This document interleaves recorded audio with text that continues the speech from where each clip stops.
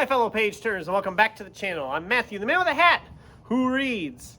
And seeing as I was doing adaptation discussion, I figured I'd set it in the place where I work. So this is, as I've shown you before, the auditorium of the theater I work at. It's a one-screen theater. There are 73 seats.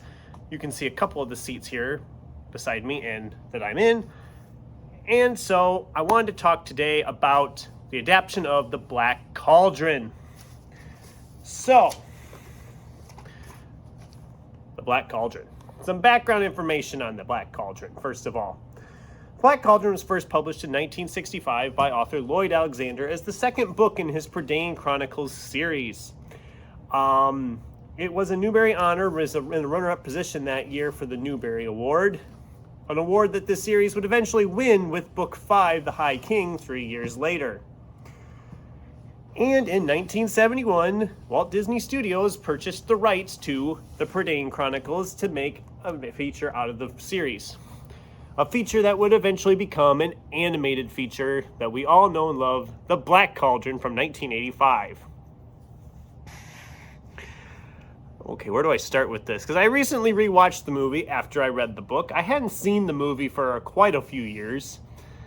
And I don't remember it being as messy as it was this time around. The plot is a mess, to say the least.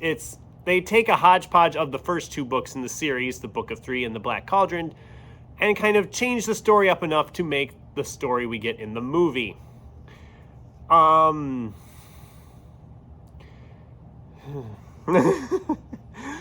If you're looking for a faithful adaptation, move along, because this is not a very faithful adaptation of the Black Cauldron book. And actually, I should put the book down, put the poster up so you can kind of get an idea of the movie if you don't know what I'm talking about. But the Black Cauldron film came out in 1985, and it is clearly a product of its time. It's very much an 80s flick. It very much feels like an animated film from the 80s. But it does have some very interesting stories behind it, as it was the first PG-rated animated film from Disney, which is a rare thing now because everything from Disney is PG or higher. They don't make G-rated movies anymore. Nobody makes G-rated movies anymore. Remember when that was a thing? It was also the most expensive animated movie of the time, at that time, from Disney, at a budget of $44 million, which, let's be fair, the average animated movie ranges anywhere from $80 to $120 million to make now, if not higher in some cases. So, $44 million doesn't look so bad nowadays, but inflation's got us all, doesn't it? But the movie, unfortunately, was a box office disaster. It nearly destroyed the studio because of the cost of that product. And it wasn't overly well received by critics at the time either, because I think its dark nature, although that is probably the best thing about it. The animation is a very dark and gothic and dreary animation. It's oozing with menace and just horrifying images. The Horned King, who is the villain of Book of Three, but they adapt him into the villain of the Black Cauldron movie because he poses a much more frightening figure, is freaking terrifying. And you put John Hurt's voice on top of it, and it's even more terrifying. His whole plot is to use the cauldron to create an army of undead warriors that will not be defeated. And be honest, that scene when all these skeletons and corpses are coming to life is pretty freaking terrifying for a young viewer. The animation and the music are the highlights of this movie. The characters are very similar to their versions in the book, but they just don't take the time. This movie only clocks in at like 80 minutes. It's really, really short. And the fact that they took plot points from 2 books to make this movie and it's that short is worrying. I enjoy the movie for the most part. I mean, I know it's not a good adaptation. I know that. And it has other flaws with the plot and the pacing and the story. From a story standpoint, it has problems. If you've read the books, you can see the story beats they take to make the movie what it is. But they don't do a very good job with it. I'm be honest, rereading the books and then rewatching the movie back to back like that, it really kind of drove it home in my head how bad of an adaptation it was.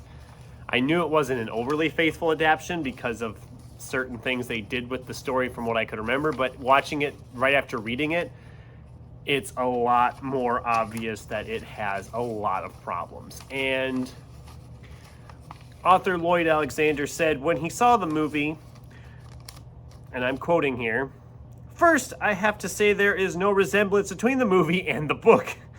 Having said that, the movie in itself, purely as a movie, I found to be quite enjoyable." I mean, for an author, getting to see your work adapted into a feature film like that, it probably is kind of a nice feeling, but if they butcher it that bad, is it really a good feeling? I mean, it's hard to say.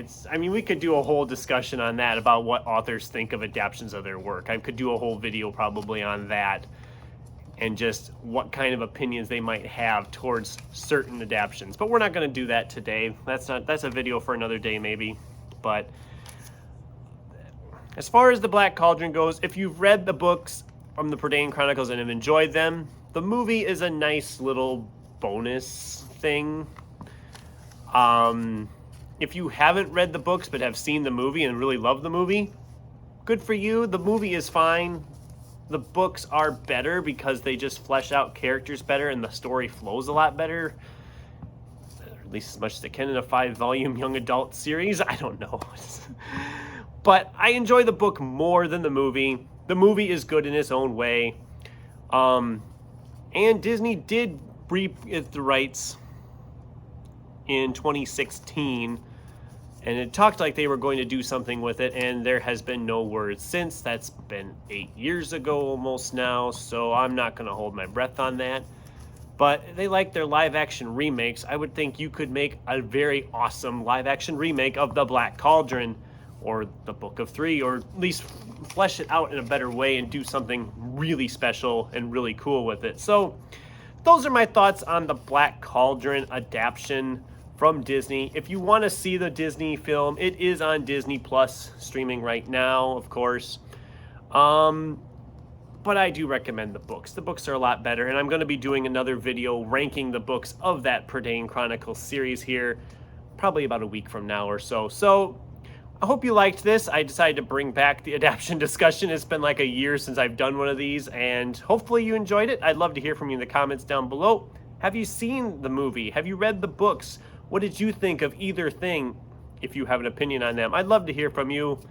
Thanks for watching, and until next time, keep turning pages.